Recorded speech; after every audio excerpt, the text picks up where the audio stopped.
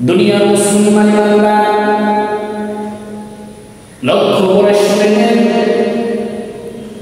আরাফার দিন যখন হাজিরা উপস্থিত থাকেন, হাজিরা যখন লাব্বাইকা বলিয়া আমার আল্লাহকে জানাইতেন, ও মালিক আরাফার ময়দানে আমরা উপস্থিত।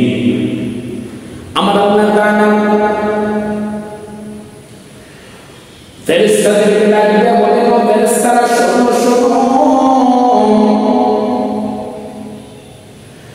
আমার বান্দারা আমাকে পাওয়ার জন্য পাগলের মতো হয়ে গেছে, কি পরিমাণ কষ্ট করতেছে আমার বান্দারা, একটু তুমি দেখো, তোমরা দেখে নাও, আর তোমরা সাক্ষী হয়ে যাও। আমি আমার বান্দাদেরকে আরাফার দিনের খাতিরে আমি আল্লাহ মাফ করে দিলাম। ও দুনিয়ার মুসলমান বান্দারা, আল্লাহ নবী সাল্লাল্লাহু আলাইহি সাল্লাম বলেন, যখন আরাফার দিন চলে আসে, আরাফার দিনের মধ্যে আল্লাহ তাআলা যত মানুষকে জাহান্নাম থেকে মুক্তি দেন, আরাফার দিনে যত মানুষকে দোজখ থেকে মুক্তি দেন, দুনিয়ার জমিনে আর এমন কোনো দিন নাই যে ওই দিন এত বেশি মানুষকে আল্লাহ তাআলা মুক্তি দেন।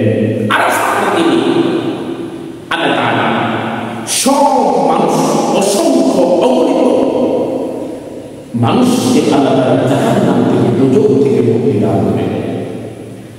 ও দুনিয়ার মুসলমান বান্দা, এজন্য লক্ষ্য করে শোনো, আরাফার দিনে আমরা রোজা রাখার জন্য আমরা চেষ্টা করব। আরাফার দিন যেন আমরা রোজা রেখে আল্লাহকে রাজি খুশি করার জন্য বেশি বেশি করে নফল ইবাদত করতে পারি। সারাদিন যেন গুনাহ থেকে বিরত থাকতে পারি, সারাদিন যেন আমরা কোনো গুনাহ না করি। আমরা সেদিকে খেয়াল রাখতে হবে, সেদিকে আমাদের লক্ষ্য করতে হবে, আমরা যেন সারাদিন কোনো গুনাহ না করি। চিন্তা করে দেখুন, আরাফার দিন শেষ করে, হজের কাজ শেষ করে যখন হাজিরা বাড়ির মধ্যে চলে আসে, আল্লাহ নবী সাল্লাল্লাহু আলাইহি সাল্লামের হাদিস দ্বারা প্রমাণিত, ও দুনিয়ার মানুষেরা তোমরা হাজিদেরকে সালাম করো, সালাম দাও, মুসাফা করো, মুআনাকা করো, এবং তাদের কাছ থেকে তোমরা দোয়া প্রার্থনা করো, কারণ তারা নিষ্পাপ হয়ে বাড়িতে এসেছে।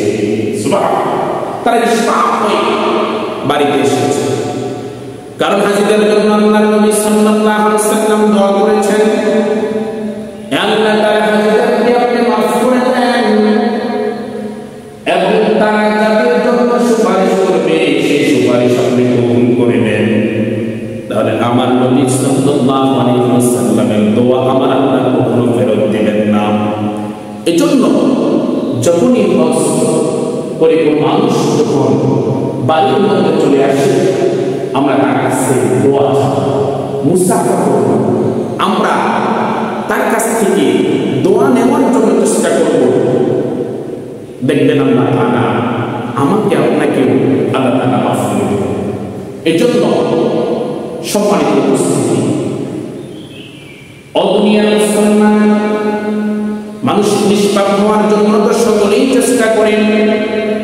আমার আপনার চেষ্টা হলো কিভাবে আমি দুনিয়ার জমিন থেকে নিষ্পাপ হয়ে যাব, কিভাবে আমাদের গুনাহগুলো মাফ হয়ে যাবে। আমি হিংসা করে হাজি সাহেবের সাথে দেখা করলাম না, ওনার কোনো লস হবে না, ঠিক না মুসলমান, ওনার কোনো লস হবে না, আমার লাভের জন্য আমি তার কাছে দোয়া চাবো, কারণ উনি ওই সময় বেগুনা মাসুম হয়ে যায়, নিষ্পাপ হয়ে যায়। আমরা তার কাছে দোয়া চাবো, আল্লাহ যেন আমাদেরকে মাফ করে দেয়।